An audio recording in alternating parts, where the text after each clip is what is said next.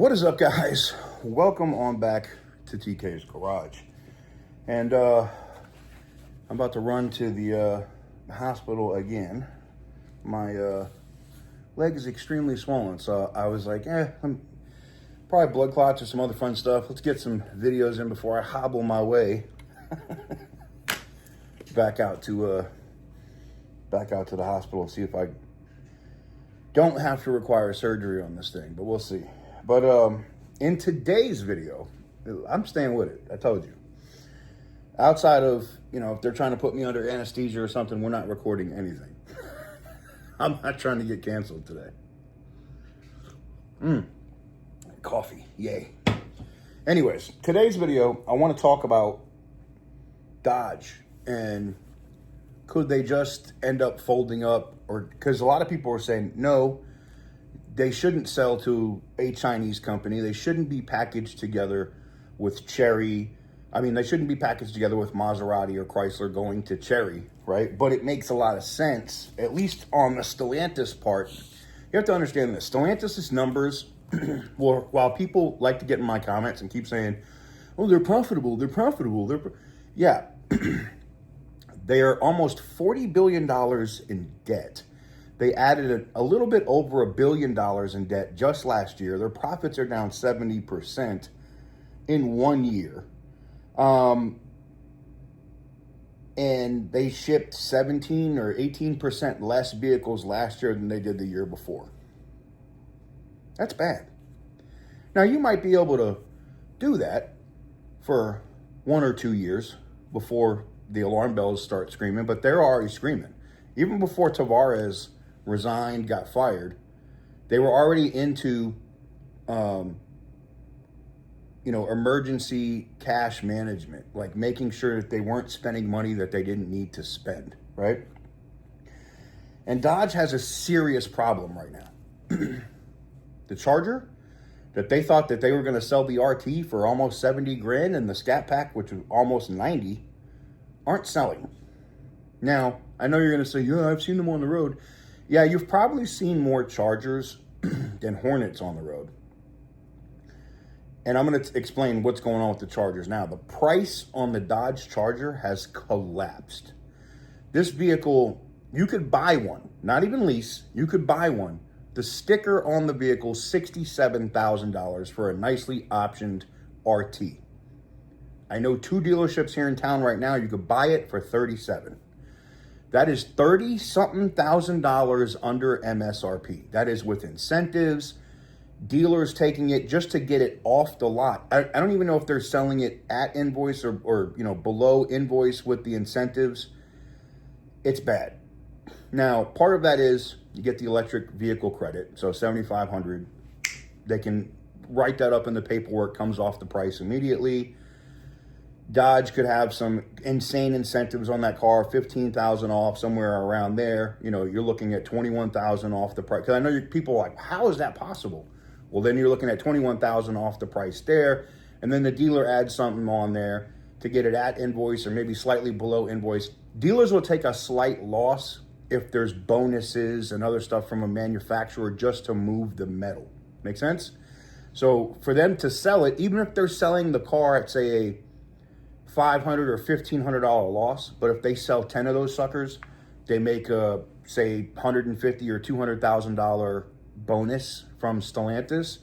They actually make money by selling cars at a loss. I know it sounds crazy, but it happens all the time.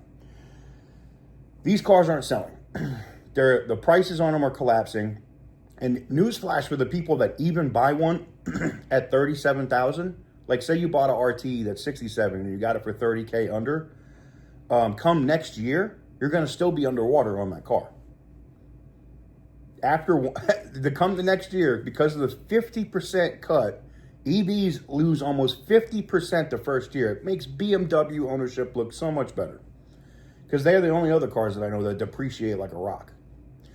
So to see this as a model that just gets launched right after the Hornet, which is an abject friggin' disaster. The only thing that the Hornet has going for it is it takes gas. It takes gasoline. And the only thing I think that we'll see how this Charger 6-pack is, but if this is the other problem, and I think Dodge knows it, the Hurricane is either bad design, badly manufactured, or the PCM, the control unit, the ECU on this that they're using with this engine and the wire harness is a disaster. You could type in 2025 Ram issues, Hurricanes. Grand Wagoneer issues, Hurricanes. Here's the thing. I didn't see as many vehicles in the shop when they had the Wagoneer was dope when it had the 6.4 liter Hemi. I didn't see them in the shop constantly. I have a separate video I still have to cut for you that shows you nothing. The entire service department at this Dodge dealership literally has like 8 Wagoneers body off frame because they have to literally take the entire cab, the interior out, the entire cab off of the vehicle to work on that. When they put that back together, I'm not saying that all service departments suck. There's some good ones. That truck is forever going to have creaks. You're going to hear little rattles somewhere. Something is always going to be off on that vehicle when you have to keep taking the body off the frame to work on it. That's insane. Absolutely insane. And here's the thing.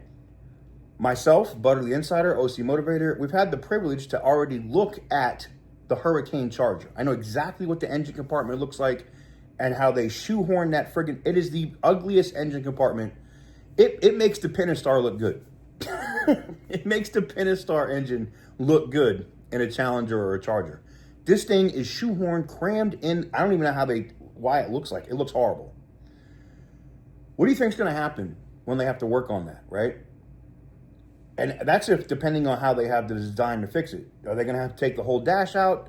We know that there's a section about this big in the middle of the firewall that's open, right? Up right above the trans tunnel. So is that how they're going to access stuff to the back of the engine? Is that why it's designed that way? Or are they going to have to do the same thing that they're doing with the Wagoneers and lift the body off the frame? I don't see the Charger 6-pack.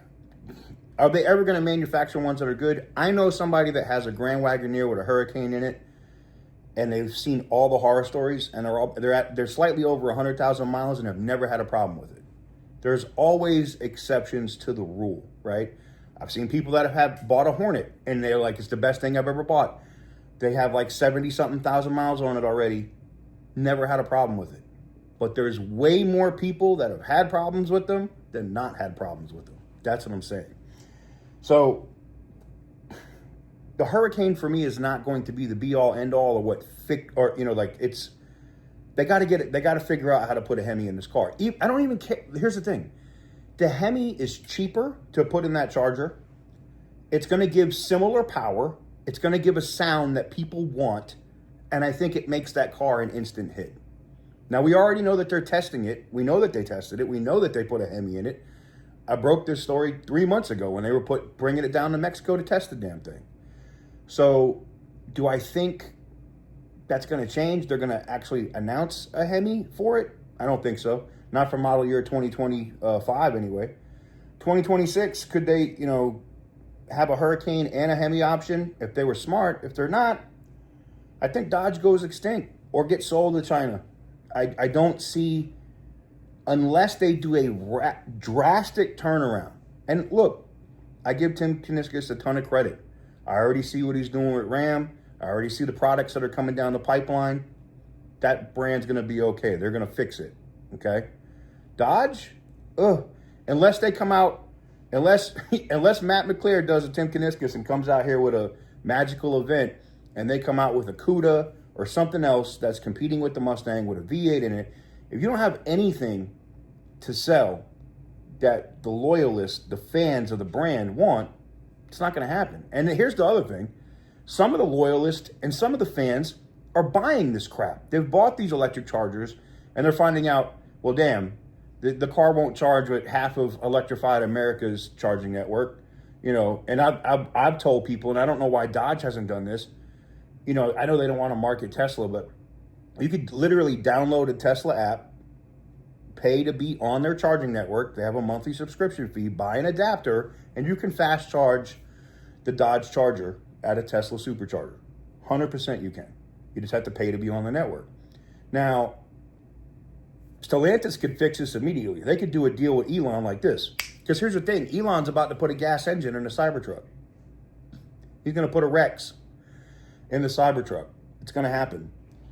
Why not make that a 3.6 Pentastar? Why doesn't Elon do a deal with Stellantis, with Ram or somebody, and put that 3.6 in the Cybertruck? I think it would be a match made in heaven. Could also save some of the other brands. Because I think a partnership maybe between Tesla and Stellantis would be smart, because if Elon is not a dick and would say, share technology with them, they'd have a much better battery situation, they'd have a much better drive control unit situation, and I would say their motors and stuff will be better, but we also know that Tesla has horrible quality on some of their large drive units with coolant issues, but that's another story. But I don't see Dodge surviving here. I don't. The people, they're judging the market for the 6-pack Charger, and it's slightly better than the electric version. People are calling about them, but I don't see it fixing Dodge. If you don't have the product similar to Chrysler, I just don't see it. I don't see it. And you're going to either, they could stay around and they could incentivize these EV cars for a very long time, like 2 or 3 years, and the brand move units. They'll show on paper like, oh, we sold 150,000 or 200,000 units. Cool. But we made no money on those. And that's not going to work. That's not going to work. And I know a lot of people that are at Stellantis, or people that are on the board now, are like, oh, well, Ram will carry the entire brand. No, it's not. Ram is going to sell a lot, but that's only here. They have to figure this out, and they got to do it in short order, or it's going to be a problem. So I don't want to see Dodge go the way of the dinosaur, but unless they evolve, get some feathers or something, they're going to be gone. Let me know what you think about my assessment in the comments below. I did see that OC Motivator had just did a video on this, but more towards the Stellantis version, not just Dodge, talking about them as a company. And I'm going to tag him in the description. Definitely go check out his channel. We're pushing hard, man. We want to see OC Motivator get up over 90,000 subs so he can make that last charge to 100K this year.